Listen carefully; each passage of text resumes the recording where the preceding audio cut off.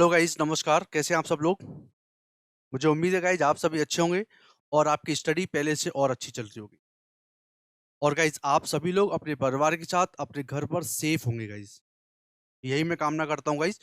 तो गाइस जल्दी से आप लोग आ जाइए और आज का एक और स्मार्ट सेशन हम स्टार्ट करेंगे।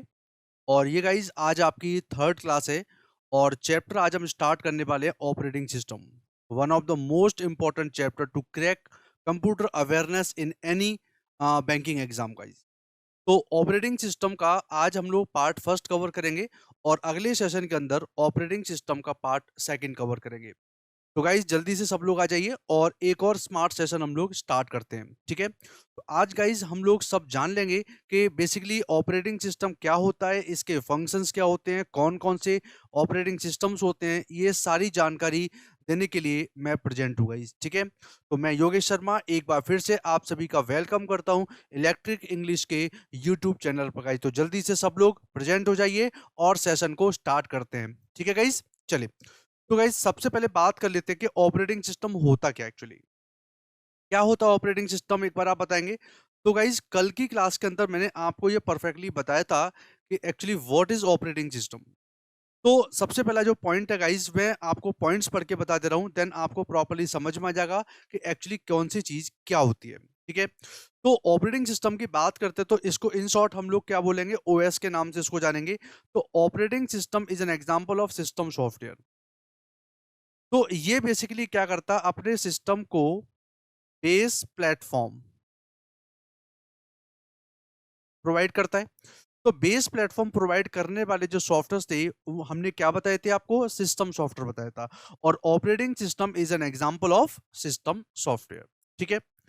आगे कह रहे हैं कि it is a collection of integrated programs that is use to control the resources of computer system. मतलब ये इंटीग्रेटेड प्रोग्राम्स का मतलब क्या होता है गाइस? इंटीग्रेटेड प्रोग्राम्स का मतलब होता है कि ऐसे प्रोग्राम्स, कई सारे प्रोग्राम जो आपस में मिलजुल कर काम करते हैं। जैसे अपने ऑपरेटिंग सिस्टम में आपने देखा, जैसे start menu, control panel, task bar, desktop, task manager, ये कई सारे ऐसे प्रोग्राम्स अपने ऑपरेटिंग सिस्टम में होते हैं कि इनकेस अगर कोई भी चीज अगर खराब हो जाती है या क्रैश हो जाती है या वर्किंग परफॉर्म नहीं कर पा रही, तो उस केस में सिस्टम प्रॉपरली फंक्शनिंग परफॉर्म नहीं कर पाता। तो कहीं न कहीं ऐसे प्रोग्राम जो आपस में बना के और अपने मिल-जुल कर काम कर रहे हैं, देन उस चीज़ को यहाँ पर क्या बोले, कलेक्शन ऑफ इंटीग्रेटेड प्रोग्राम्स। तो ऐसा क्यों करते हैं? ऑपरेटिंग सिस्टम की अगर बात करें तो ऑपरेटिंग सिस्टम ये क्या है, इंटीग्रेटेड प्रोग्राम्स का कलेक्शन है जिसके थ्रू कंप्यूटर सिस्टम की रिसोर्सेज को हम लोग क्या कर सकते हैं, कंट्रोल यानी मैनेज कर सकते हैं। तो ये कहीं न कहीं एक बड़ा अच्छा कॉन्सेप्ट बन जाता है गाइज़। और आराम से चीज़ें आपको समझ में आएँगी कि ऑपरेटिंग सिस्टम बेसिकली इसका यूज़ क्या हुआ। ऑपरेटिंग सिस्टम का काम क्या होता है, कंप्यूटर सिस्टम के रिसोर्सेज का कंट्रोलिंग करना। तो वो रिसोर्सेज कौन-कौन सी होती हैं, अभी जस्ट नेक्स्ट स्लाइड के अंदर मैं आपको ये सब चीज़ें बताने वाला हूँ। क्योंकि ये रिसोर्सेज की कंट्रोलिंग करती है, इस वजह से ऑपरेटिंग सिस्टम को रिसोर्स कंट्रोलर के नाम से भी जाना जाता है, ठीक है? तो कई बार आपके एग्जाम में क्वेश्चन पूछा जाता है कि which of the following is also known as resource controller of our system. कि फॉलोइंग में ऐसे कौन सी चीज को हमारे सिस्टम का रिसोर्स कंट्रोलर बोला जाता है? तो आंसर आप क्या बता सकते हो गाइज, ऑपरेटिंग सिस्टम गाइज। और इसका बेसिकली एक और कॉन्सेप्ट हो जाता है, जैसे कल भी मैंने आपको बताया था कि देखो यूजर जो काम करता है वो करता है एप्लीकेशन सॉफ्टवेयर पर, और सिस्टम जो होता है वो आपके हार्डवेयर के केस में होता है। तो हार्डवेयर ये हो गया और एप्लीकेशन सॉफ्टवेयर मतलब जहां पर यूजर काम करता है। तो डायरेक्टली यूजर और जो हार्डवेयर होता है इन दोनों के बीच में जो इंटरफेस का काम करता है, that is known as operating system guys. तो ये जस्ट गाइस मैंने आपको बिल्कुल बेसिक फंडामेंटल बता दिया कि ऑपरेटिंग सिस्टम क्या होता है और इसका काम क्या होता है बेसिकली। तो वो सारे केस आपको समझ में आ गए होंगे। तो आगे चलेंगे गाइस हम लोग नेक्स्ट स्लाइड पर। तो सबसे पहले देखो यहाँ पर बात कर लेंगे हम लोग फंक्शंस की। तो पहला जो फंक्शन है आपका वो क्या है, आपका ऑपरेटिंग सिस्टम का प्रोसेस मैनेजमेंट। तो गाइस प्रोसेस मैनेजमेंट क्या होता है? देखो सबसे पहले आपको प्रोसेस समझना पड़ेगा, व्हाट इज प्रोसेस एक्चुअली। कई बार मैं अगर आपसे पूछता हूं व्हाट इज प्रोसेस, तो एक बार आप बताइए क्या होता है प्रोसेस। Okay, steps. तो किसी भी काम को परफॉर्म करने के जो स्टेप्स हैं उनको हम प्रोसेस बोल देते हैं। बट हम लोग गाइज यहाँ पर ऑपरेटिंग सिस्टम पढ़ रहे हैं और ऑपरेटिंग सिस्टम के अंदर स्टेप्स को प्रोसेस नहीं बोला जाता। इसका मैं समझा देता हूं। देखो, सपोज ये हमारा है सीपीयू और ये है रैम। हमारे सिस्टम के सारे काम जो परफॉर्म होते हैं वो कहां स्टोर किए जाते हैं? आपके रैम के अंदर। और ये है हमारी हार्ड डिस्क। इन केस कोई प्रोग्राम अभी आपका यहां पर पड़ा हुआ है, कोई एक फाइल है, तो जब तक वो पर्टिकुलर चीज हार्ड डिस्क में है तब तक इस चीज को किस नाम से जाना जाता है? प्रोग्राम के नाम से। पर जैसे यही प्रोग्राम जब आपके रैम के अंदर लोड हो जाता है तब उसी चीज को यहां पर क्या बोलते हैं हम लोग? प्रोसेस। यानी रैम के अंदर वो चीज प्रेजेंट होती है जो करंटली एग्जीक्यूशन मोड में आ रही है, एग्जीक्यूट होने के लिए रेडी है। तो इसका मतलब प्रोसेस की डेफिनेशन क्या हुई? Process is a program in execution. This is the process.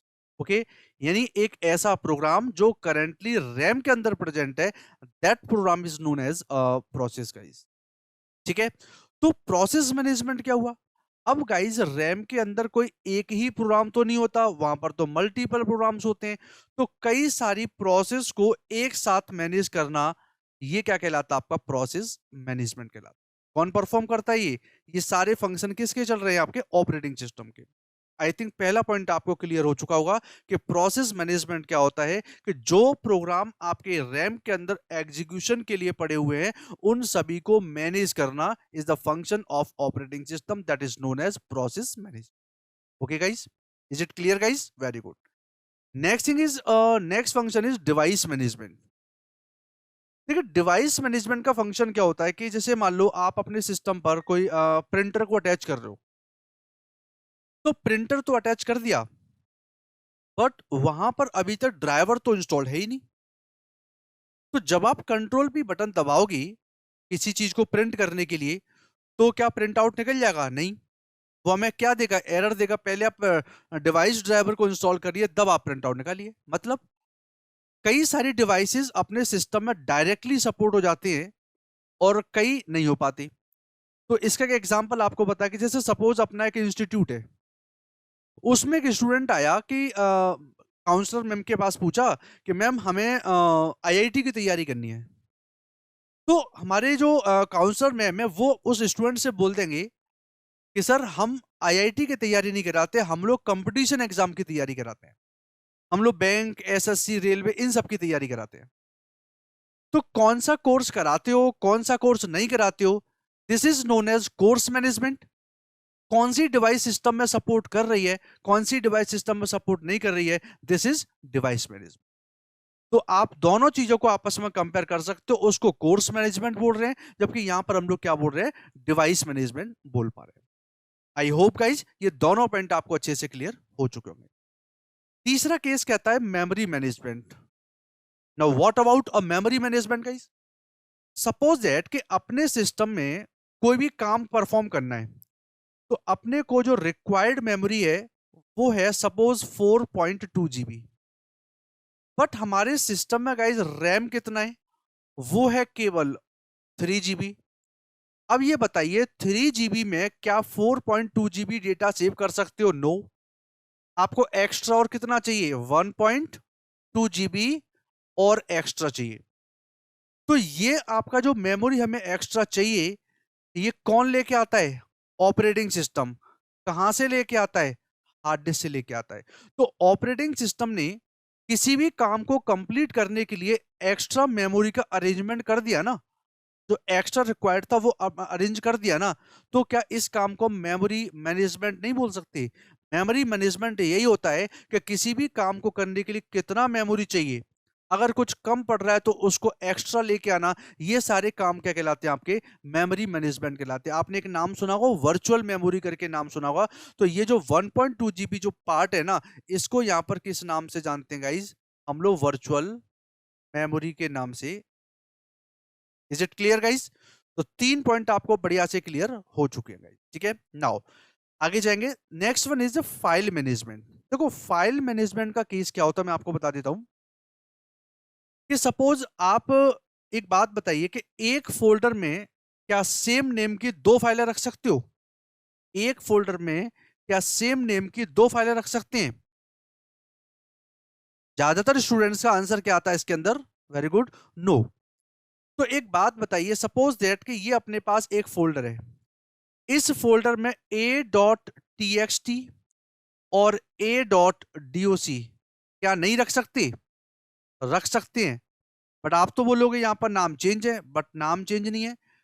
आपके अकॉर्डिंग फाइल का नाम इस पॉइंट से लेकर इस पॉइंट तक है, जबकि ये नहीं, फाइल का नाम सिर्फ इतना सा ही होता है।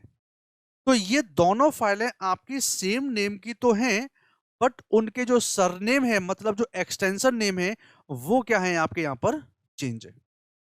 तो इनकेस अगर कोई एग्जाम में या कई इंटरव्यू में आपसे पूछती है कि सेम नेम की फाइलें एक ही प्लेस पर प्लेस कर सकते हैं? जी हाँ, बशर्ते उनके एक्सटेंशन नेम क्या होना चाहिए? चेंज होना चाहिए। अब जैसे मान लो कि आपने कोई भी एक एक जैसे एक एग्जांपल लेके चल रहे हैं हम लोग।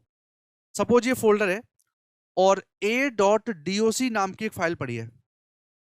मैंने बोला इस फाइल को यहीं से कॉपी करो और यहीं पर पेस्ट कर दो, तो क्या ये काम कर पाओगी? बिल्कुल कर सकते हैं। तो ये पुराने ऑपरेटिंग सिस्टम और नए ऑपरेटिंग सिस्टम की दो की कहानी है। तो पहले पुराने की बात कर लेते हैं।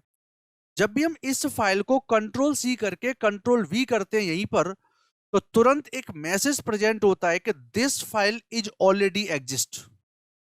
This file is already exist, तो वो फाइल पहले से प्रेजेंट है। तो आप क्या करते हो, उस फाइल का नाम चेंज किया और आपका डेटा वहां पर सेव हो गया, प्रॉब्लम सॉल्व हो गई। नाम चेंज करके कर दिया।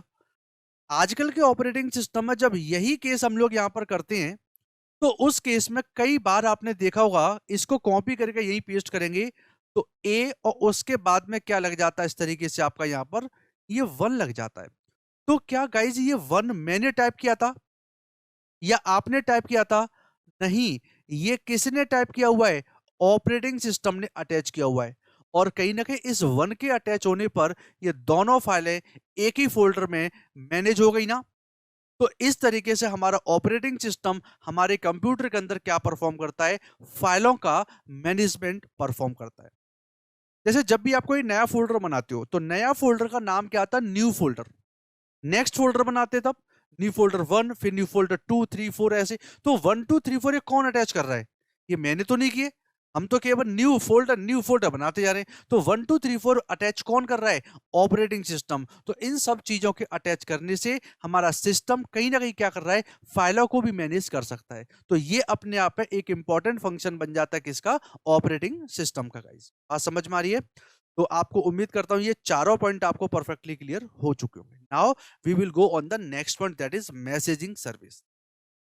तो मैसेजिंग सर्विस क्या होती है गाइस? अब देखो यहां पर मैसेजिंग सर्विस का मतलब क्या? मैसेज करना। फॉर एग्जांपल कि एक जस्ट एग्जांपल मैं बता रहा हूं आपको कि मैं अपना फोन आपको दिखा रहा हूं, है ना। तो देखिए यहां पर जैसे मेरा ये फोन, अब मान लो मैं यहां पर कोई भी आइकन, भाई एंड्रॉइड भी तो क्या एक ऑपरेटिंग सिस्टम ही है। एंड्रॉइड भी तो ऑपरेटिंग सिस्टम है और हम ऑपरेटिंग सिस्टम ही पढ़ रहे हैं।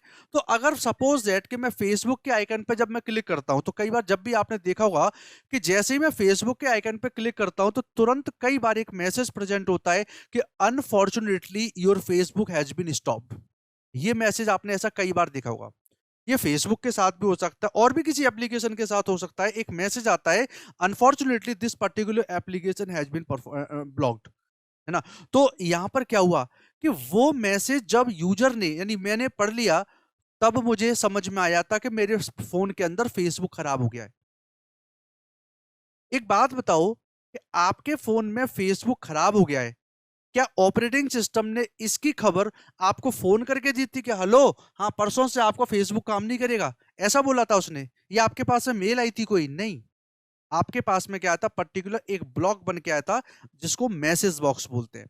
उस मैसेज में इंफॉर्मेशन लिखी हुई थी, unfortunately your Facebook has been stopped. तो वो इंफॉर्मेशन जब मैंने पढ़ ली, तब मुझे समझ में आया कि हाँ, मेरे सिस्टम के अंदर, मेरे फोन के अंदर फेसबुक करप्ट हो चुका है। तो वो ऑपरेटिंग सिस्टम एक यूजर से जब बातचीत करना चाहता है, इंटरेक्शन करना चाहता है, तो कौन सी सर्विस का यूज करता है? दैट इज मैसेजिंग सर्विस का। तो कई बार एक क्वेश्चन आपका पूछा जाता है कि ऑपरेटिंग सिस्टम अगर यूजर से कोई भी इंटरेक्शन परफॉर्म करना चाहता है तो किस सर्विस का इस्तेमाल करेगा? वो मैसेजिंग सर्विस का इस्तेमाल करेगा। तो गाइज आपको ये जो मैं एग्जांपल्स दे रहा हूं, ये वो एग्जांपल हैं जिनके साथ आप डेली डेली अटैच होते हो, डेली चीज आपके सामने परफॉर्म होती है। तो मैं रियल लाइफ के एग्जांपल आपको बता रहा हूं जो आपके सिस्टम के अंदर डेली रूटीन में आपके परफॉर्म होते हैं। इसी वजह से, क्योंकि कॉन्सेप्ट्स आपको अच्छे से और देसी कॉन्सेप्ट आपको बढ़िया से समझ में आते जाएगा। Okay guys, now the next point is error detection. What is error detection? नाम से तो क्लियर है भाई, एरर का पता लगाना। तो एक बात बताओ, इसके लिए एक एग्जांपल आपका, आप लोग पेन ड्राइव से कभी सॉफ्टवेयर यूज इंस्टॉल करते हो, तो पेन ड्राइव के अंदर भी तो फाइलें करप्ट हो जाती हैं। तो सपोज दैट के पेन ड्राइव के अंदर ये वाली कोई एक पर्टिकुलर फाइल है, वो करप्ट हो गई है, तो क्या आप ऐसे बता सकते हो देखो ये पेन ड्राइव के अंदर ये वाली फाइल खराब हो गई? क्या ऐसे देख के बता सकते हो? नहीं।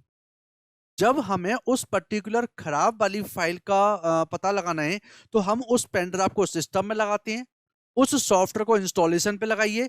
जब उस पर्टिकुलर खराब वाली फाइल के इंस्टॉल होने का नंबर आता है, तो तुरंत ऑपरेटिंग सिस्टम एक और मैसेज दे देता है कि this file is not responding. ऐसा मैसेज आपने देखा होगा आई थिंक। तो जब वो मैसेज आया तो वो क्या थी? बेसिकली एक एरर है। और एरर क्या होती है? एरर एक ऐसी सिचुएशन होती है जिसने हमारे नॉर्मल एग्जीक्यूशन को डिस्टर्ब कर दिया, जिसने हमारे नॉर्मल एग्जीक्यूशन को डिस्टर्ब कर दिया, दैट इज एन एरर। तो हमारा ऑपरेटिंग सिस्टम में वो सॉफ्टवेयर इंस्टॉल हो रहा था और बीच में वो फाइल हमें खराब मिल गई, तो उसने हमारे एग्जीक्यूशन को रोक दिया ना। इस वजह से उसको क्या बोलते हैं? हम एरर मैसेज बोलते हैं। तो एरर भी हमें कैसे पता चलते हैं? मैसेज के फॉर्मेट में। तो एरर डिटेक्शन का मतलब क्या है कि सबसे पहले हमारे सिस्टम में कोई भी अगर एरर जस्ट आने वाली होती है, वो किसको पता चलता है? सबसे पहले ऑपरेटिंग सिस्टम को पता चलता है। ठीक है, इस वजह से बोलते हैं error detection is one of the most important function of an operating system guys. Okay, now the next one is a security. अब सिक्योरिटी ऑपरेटिंग सिस्टम देता है कि नहीं देता डेटा को? बिल्कुल देता है। देखो मैं आपको एग्जांपल देता हूं। कंट्रोल पैनल का नाम सुना होगा, और कंट्रोल पैनल के अंदर आपने एक देखा होगा, लास्ट से चौथा पांचवा ऑप्शन आता है यूजर अकाउंट्स करके आता है। तो गाइज वो यूजर अकाउंट्स करके जो ऑप्शन आ रहा है, उसका मतलब क्या है कि यूजर अकाउंट्स में आप अपने कुछ एक्स्ट्रा यूजर्स क्रिएट कर सकते हो, गेस्ट यूजर्स।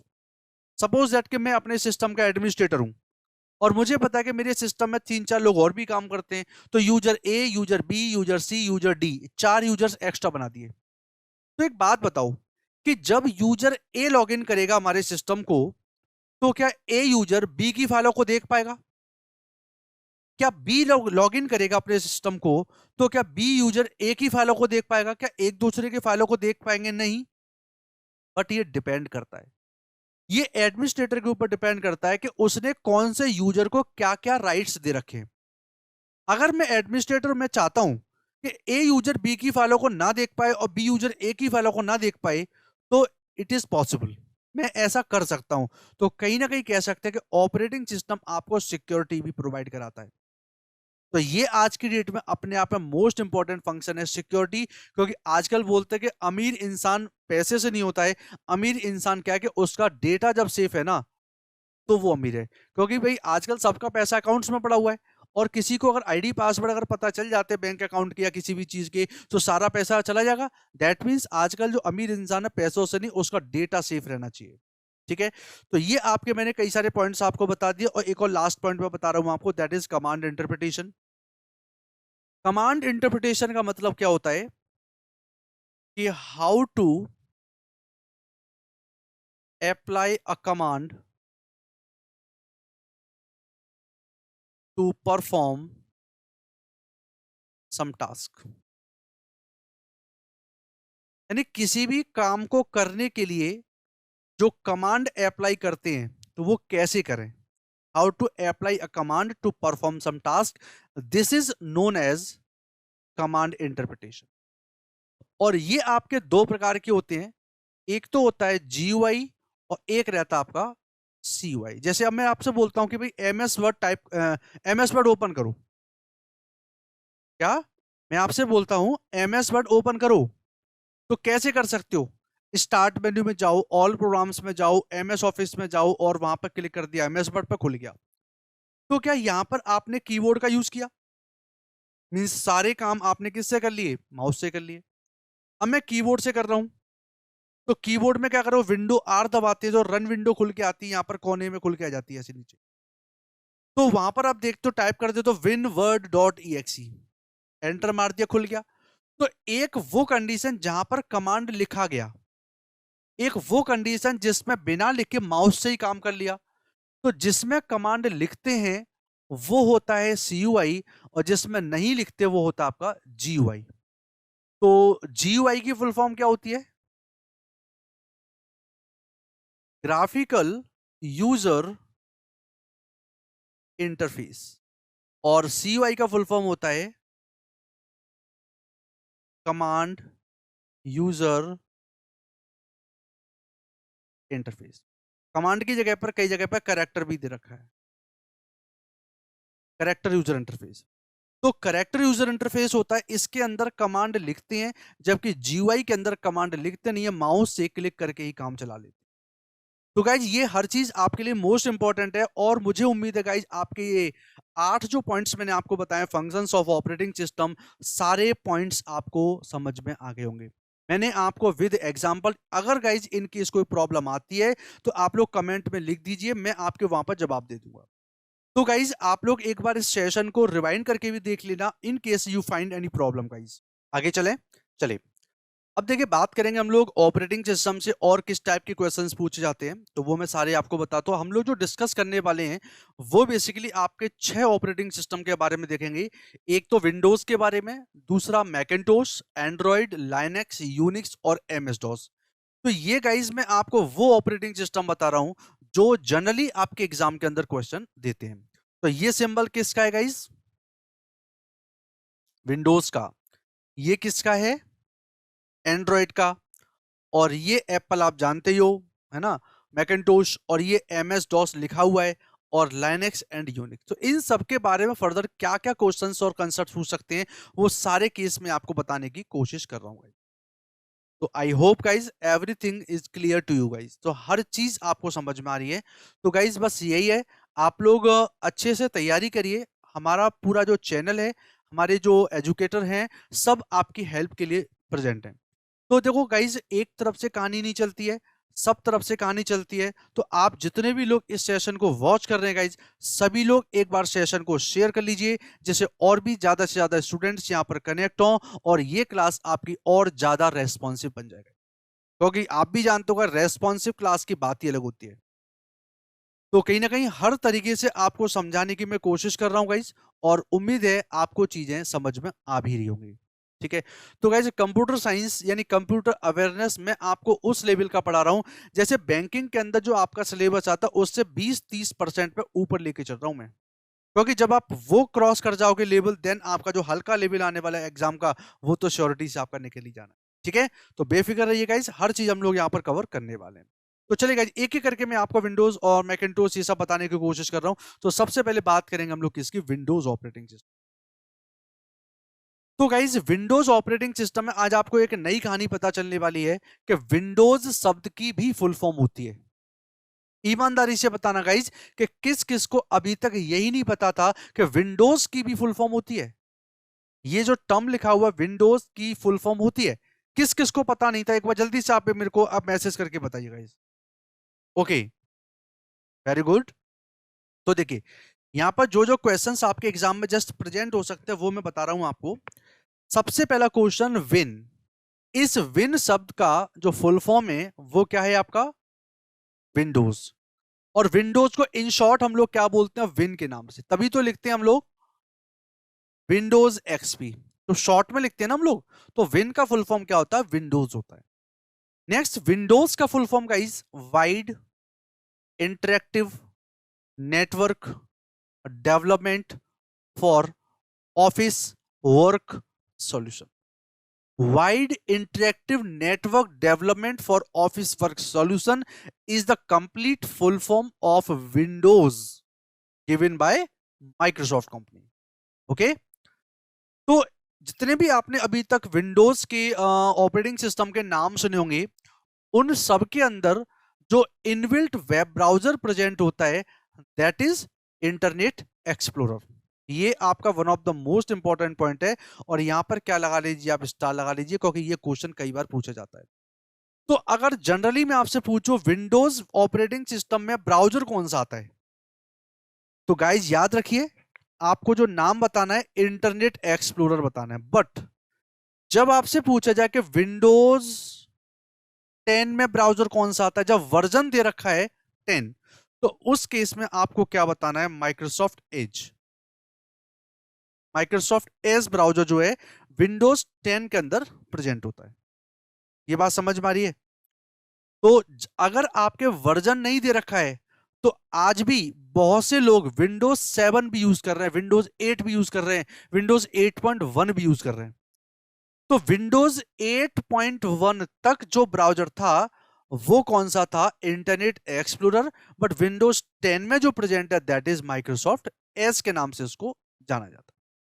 तो इन दो बातों का विशेष तौर पर आपको क्या रखना है, ध्यान रखना है, और चीजें आपको समझनी है। ठीक है, ये गाइज मैंने आपको प्रॉपर एक लिस्ट दे रखी है और लिस्ट को आपको याद करना है।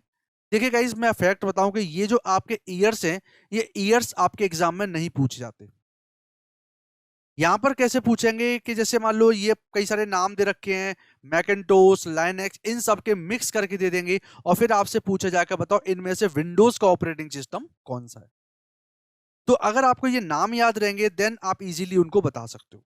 ठीक है, तो सबसे पहले जो माइक्रोसॉफ्ट ने बनाया था वो ऑपरेटिंग सिस्टम कौन सा था, विंडोज 1.0, नवंबर 1985 के अंदर लॉन्च हुआ था।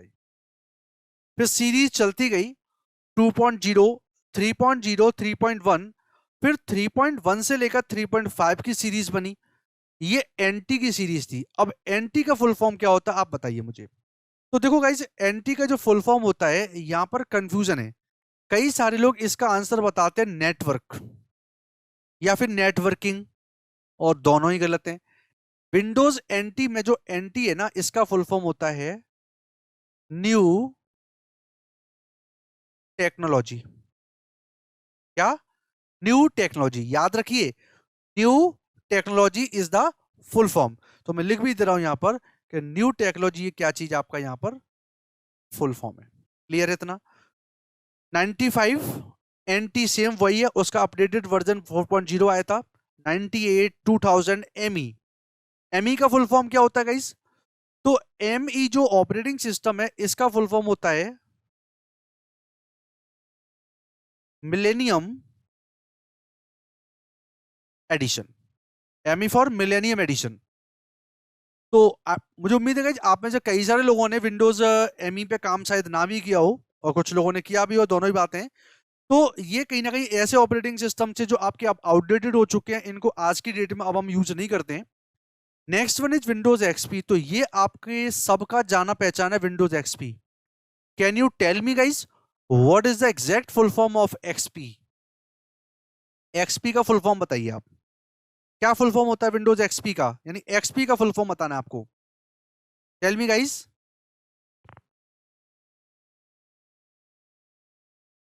एक्सपी का फुल फॉर्म क्या होता है? चलिए, तो एक्सपी का फुल फॉर्म मैं आपको बता देता हूं। एक्सपी का जो फुल फॉर्म होता है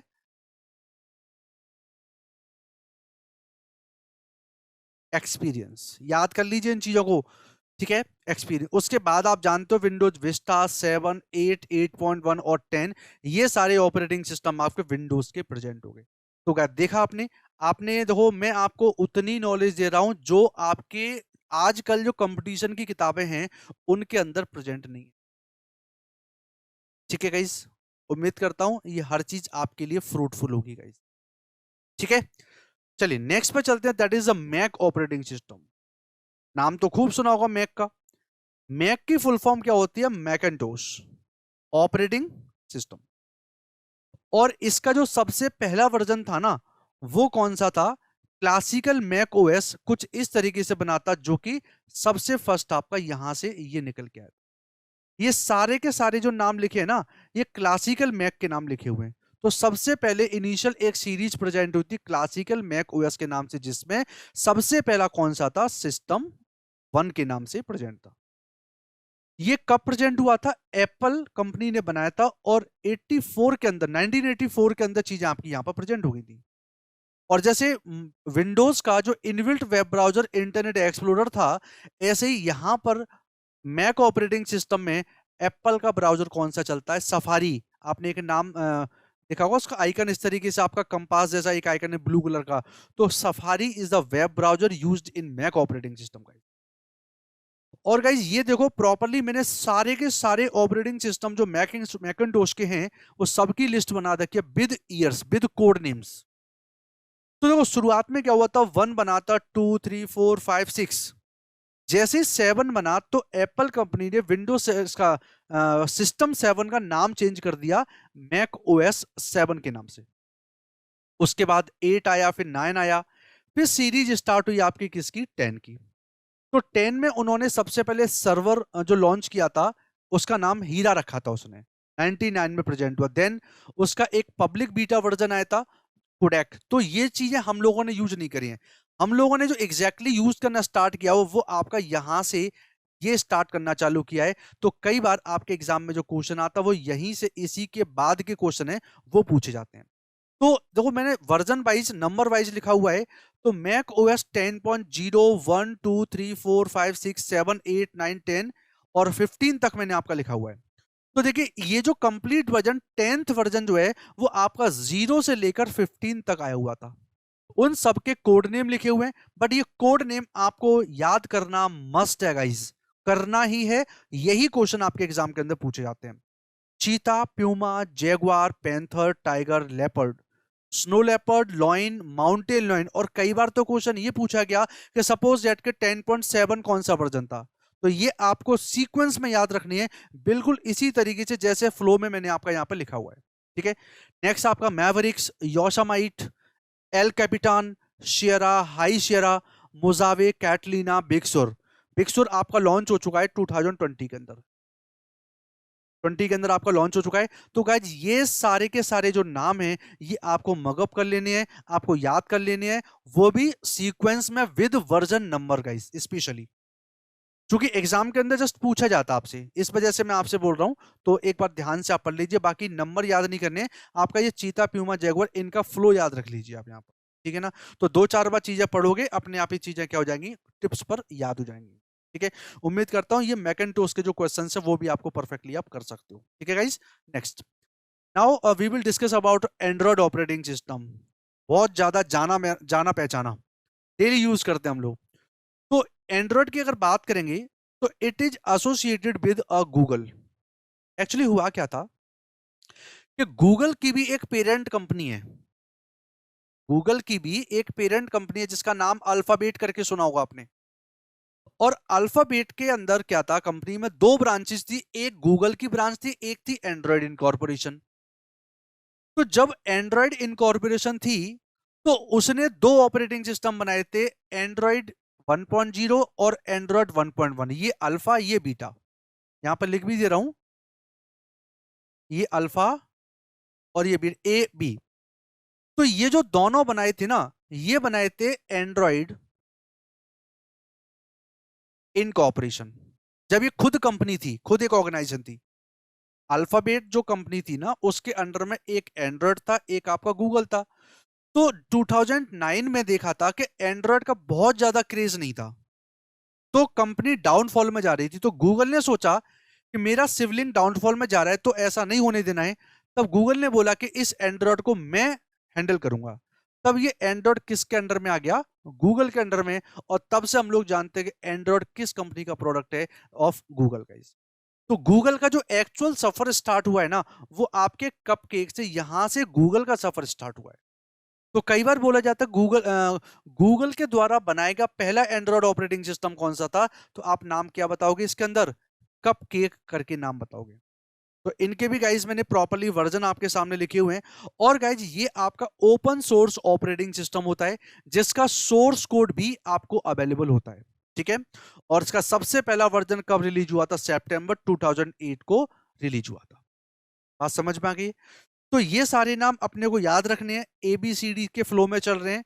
तो पी तक आपके अल्फाबेटिकल ऑर्डर है, अल्फा बीटा, है ना, गामा मत कर देना, alpha beta Cupcake, Cupcake Donut, E for Eclair, F for Froyo, F से फ्रोयो बना, और G for Gingerbread, H for Honeycomb, I for Ice Cream Sandwich, J for Jelly Bean, K for KitKat, L for Lollipop, M for Marshmallow, N for Nougat, O for Oreo, P for Pie, और Q Android जब आ रहा था ना, तो company ने सोचा कि अब हम लोग इसका डेडिकेटेड वर्जन लॉन्च कर देंगे।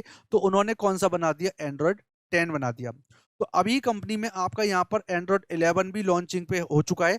तो आपका एंड्रॉइड 11 अभी करंट पे क्या आपका लेटेस्ट में आपका ये बात समझ में आ रही है? 20 के अंदर ही आपका लॉन्च हो चुका था, ये आपका 20 के अंदर ही लॉन्च हो चुका था आपका ये 11th वर्जन। तो आजकल जब हम Android operating system, Android phone जब परचेज करते हैं, तो उसमें कौन सा वर्जन प्रेजेंट है? आपका एंड्रॉइड 11 नंबर प्रेजेंट। तो ये जानकारी जो है वो आपकी किसके लिए प्रेजेंट हो जाएगी? आपके एंड्रॉइड के केस में जो क्वेश्चंस आते हैं उनके बारे में आप यहाँ से बता। आई होप गाइज ये सारा का सारा जो सेशन मैं आपके सामने प्रेजेंट कर रहा हूं, ये आपके लिए बहुत ज्यादा इंफॉर्मेटिव होगा और आपको थ्योरेटिकली आपकी स्ट्रॉन्ग कॉन्सेप्ट बन जाएंगे, ठीक है। और देखो गाइज ये जो चीजें मैं आपको बता रहा हूँ, ये एक बार में याद नहीं होंगी आपको, ये 2-4 बार देखना पड़ेगा। तो सेशन को बार बार आप देख लीजिए और कहीं ना कहीं आप अपने परफेक्ट हैंड रिटन नोट्स भी बनाइए, क्योंकि जब आप हैंड रिटन नोट्स बनाते हो तो वो चीजें एक बार लिख लेते हैं ना, तो अपने दिमाग में सेट हो जाती हैं। ये मेरा पर्सनल एक्सपीरियंस है गाइज, ठीक है ना। चलिए, नेक्स्ट थिंग आपका है लाइनेक्स। लाइनेक्स का नाम खूब सुना होगा। तो ये लाइनेक्स जो है वो किस कंपनी का प्रोडक्ट है? एक बार बताइए आप लोग, कौन सी कंपनी का प्रोडक्ट है? वैसे तो पॉइंट से हमने लिखा हुआ है कि Linux is not associated with any company, मतलब लाइनेक्स को किसी कंपनी ने नहीं बनाया। लाइनेक्स को किसने बनाया? एक साइंटिस्ट का नाम याद रखिए, लिनस टोरवाल्ड्स। ये नाम अपने को याद रखना है, लिनस टोरवाल्ड्स। और ईयर क्या थी? 1991। ये भी आपका एक ओपन सोर्स ऑपरेटिंग सिस्टम है, जो कि कल हम लोगों ने डिस्कस किया था इसके बारे में, ओपन सोर्स सॉफ्टवेयर क्या होते हैं आपके। और ये देखा जाए तो हाईली सिक्योर्ड ऑपरेटिंग सिस्टम होता है। ऐसा क्यों? देखिए, विंडोज के अंदर एक एक्सटेंशन काम करता है .exe। ऐसा माना जाता है कि विंडोज के अंदर लगभग 70 to 80% इन्फेक्शन इस एक्सटेंशन के कारण आते हैं। अब ये एक्सटेंशन आपके लिनक्स के अंदर काम करता ही नहीं है। तो वो इन्फेक्शन, वो वायरस जो आपके EXE के कारण यहां पर आ रहे थे विंडोज में, वो सीधे सीधे 70% आपके लाइनेक्स में आने से रुक गए। इस वजह से यहां पर जो लाइनेक्स ऑपरेटिंग सिस्टम है वो बाकी अदर ऑपरेटिंग सिस्टम की तुलना में हाईली सिक्योर्ड ऑपरेटिंग सिस्टम माना जाता है, ठीक है ना। ये बात समझ में आ गई? अब देखो, ये कई सारे जो मैंने आपके सामने नाम लिखे, जिसके सामने मैं अंडरलाइन कर रहा हूं, उनको आप लोग जरूर याद कर लीजिए। बाकी अगर सारे कर सकते हो तो वेल एंड गुड। तो कौन कौन से करने हैं? देखो, एक तो आपको स्लैकवेयर करना है, क्योंकि ये बस पूछा जाता है कि व्हाट इज स्लैकवेयर, या किस टाइप का सॉफ्टवेयर है। तो आप बता सकते हो लिनक्स ऑपरेटिंग सिस्टम है ये, कौन सी कंपनी के द्वारा, कुछ इस तरीके से क्वेश्चन बन जाते हैं। आपको ये कुबुंतु भी याद रखना है। कुबुंतु के बाद में देखो आपको याद रखना है फेडोरा। फेडोरा के बाद में जेंटू, फिर आपका है उबुंटू, नेक्स्ट है आपका ओपन स्यूस, है ना, और फिर आपका डेबियन। ये आपके मोस्ट इंपॉर्टेंट है आपके यहाँ पर। ओपन सोलारिस, है ना, आर्क लाइनेक्स, ये आपके बहुत इंपॉर्टेंट हैं। आपका नॉक्स, है ना, एक आपका PC Linux OS, CentOS, Red Hat, Xubuntu, मैंड्रिवा।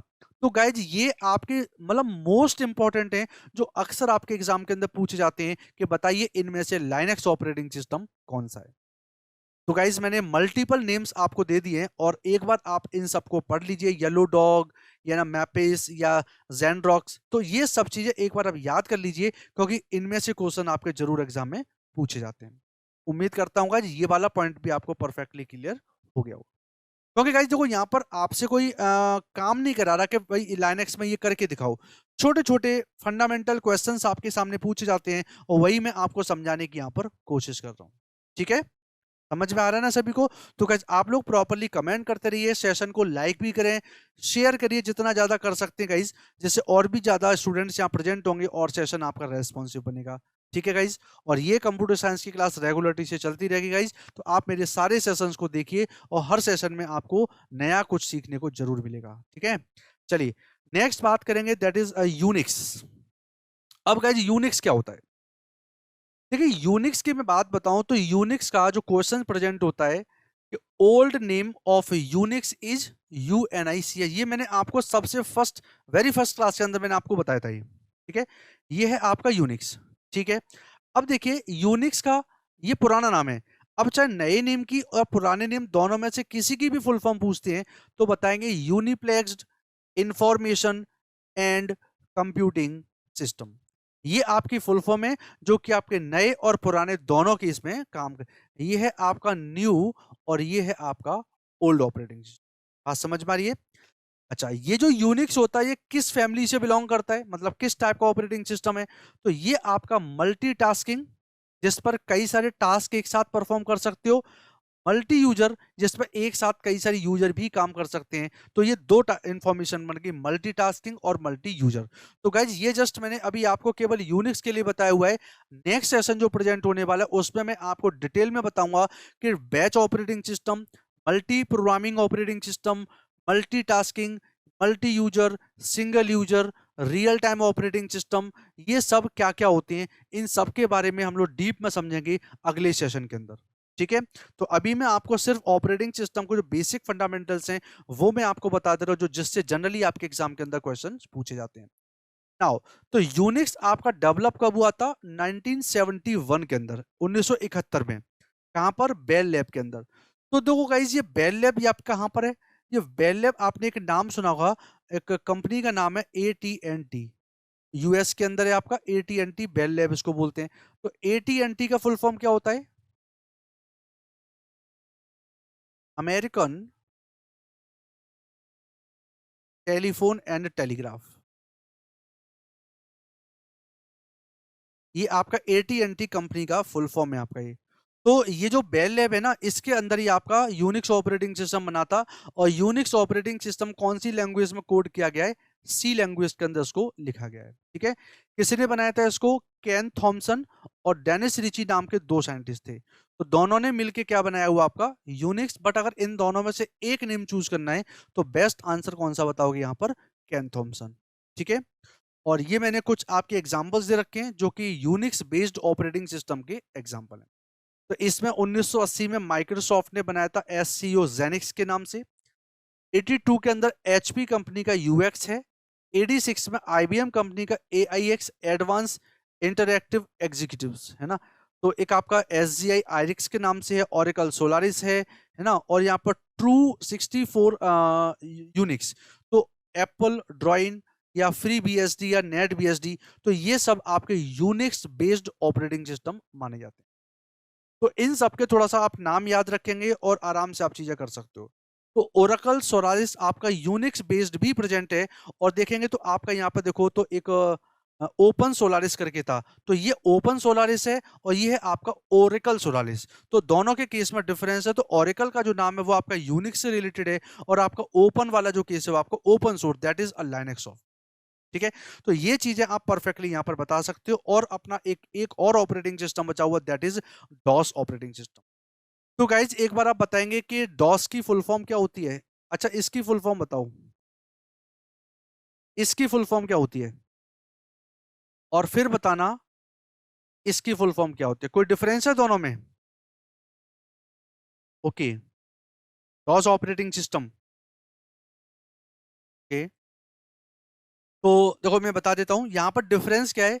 ये तीनों लेटर्स आपके कैपिटल लिखे हुए हैं, जबकि इसमें देखो तो ओ कैसा आपका स्मॉल लेटर है। तो इसकी फुल फॉर्म होती है डेनियल ऑफ सर्विस अटैक, जबकि इसकी फुल फॉर्म क्या होती है? Disk operating system.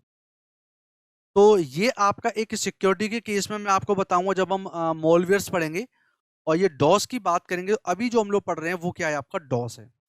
तो डॉस आपके तीन प्रकार के होते हैं, एक माइक्रोसॉफ्ट कंपनी ने बनाया था, एक आईबीएम का था, एक आपका डिजिटल रिसर्च कंपनी का था। तो जो माइक्रोसॉफ्ट का उसको एमएस डॉस बोलते हैं, means Microsoft disk operating system by Microsoft. दूसरा था पीसी डॉस। पीसी डॉस का मतलब personal computer disk operating system, जिसको बनाया था किसने, माइक्रोसॉफ्ट ने, और ये था किसका, आईबीएम का था, है ना, डेवलप्ड बाय माइक्रोसॉफ्ट, ठीक है। और तीसरा जो है डीआर, मतलब डिजिटल रिसर्च नाम की कंपनी ने जो बनाया था, उसको क्या बोलते हैं हम लोग, डिस्क ऑपरेटिंग सिस्टम बोलते हैं। तो आज की डेट में जो हम लोग यूज करते हैं वो कौन सा केस है, आपका एमएस डॉस है, ठीक है। और ये कैसा ऑपरेटिंग सिस्टम होता है, कमांड लाइन इंटरफेस होता है, क्योंकि यहाँ पर आपने देखा होगा इस तरीके से अपने सिस्टम में एक विंडो खुल के आती है ब्लैक कलर की, जिसमें कमांड लिखा रहता है कुछ इस तरीके से। तो कमांड लाइन क्यों बोलते हैं, क्योंकि यहाँ पर हम कमांड टाइप करके हम कोई भी काम करवाते हैं, और ये आपका इसमें एक एक बार में एक ही यूजर काम कर सकता है, और एक बार में एक ही टास्क परफॉर्म कर सकते हैं। इस वजह से इसको हम लोग सिंगल यूजर और सिंगल टास्किंग ऑपरेटिंग सिस्टम के नाम से जानते हैं। तो this is all about DOS operating system, जो कि अपने एग्जाम के अंदर क्वेश्चंस प्रेजेंट करता है। तो गाइज आज की क्लास में आपने देखा मैंने आपको क्या क्या चीजें बताई हैं, तो एक बार बहुत जल्दी से मैं आपको दिखा देता हूं। तो सबसे पहले गाइज मैंने आपको बताया था ऑपरेटिंग सिस्टम क्या होता है, देन मैंने आपको फंक्शंस ऑफ ऑपरेटिंग सिस्टम बताए हैं, नेक्स्ट आपको सारी कैटेगरीज बताई हैं। कैटेगरीज में सबसे पहले विंडोज की लिस्ट और उसकी इंफॉर्मेशन दी है। उसके बाद मैंने आपको मैक ऑपरेटिंग सिस्टम, उसकी इंफॉर्मेशन दी सारी, Android operating system, Linux, then आपका यूनिक्स, और लास्ट में आपका मैंने डॉस केस बताया है। तो गाइज मैं उम्मीद करता हूँ ये सारा सेशन आपको अच्छे से पसंद आएगा गाइज, और ये आपके लिए बहुत ज्यादा इंफॉर्मेटिव सेशन है। तो गाइज एक बार सब लोग कमेंट करके फीडबैक देके बताइए कि क्लास आपको कैसी लगी, चीजें आपको समझ में आ रही हैं या फिर नहीं गाइज, ठीक है। तो आप लोग बताइए जरूर, क्योंकि आपका जो फीडबैक होता है वो हमारे लिए अच्छा होता है, कि जिसके ब्याह पर हम लोग चीजें और अच्छे से आपके सामने परफॉर्म कर सकते हैं गाइज, ठीक है। तो आप लोग प्रॉपर्ली तैयारी करिए, हम सब लोग आपके साथ में जुड़े हुए हैं, आप भी सपोर्ट करिए, हम भी सपोर्ट करते हैं, तो जरूर सफलता हासिल होगी गाइज। तो ये गाइज आज का सेशन था, ठीक है। और इसके बाद हम लोग नेक्स्ट सेशन पे जाने वाले हैं, तो अगली क्लास के अंदर हम आगे करेंगे, ठीक है गाइज। तो अभी मैं यहीं पर क्लास को स्टॉप करूंगा। Thank you guys, all the best, take care guys.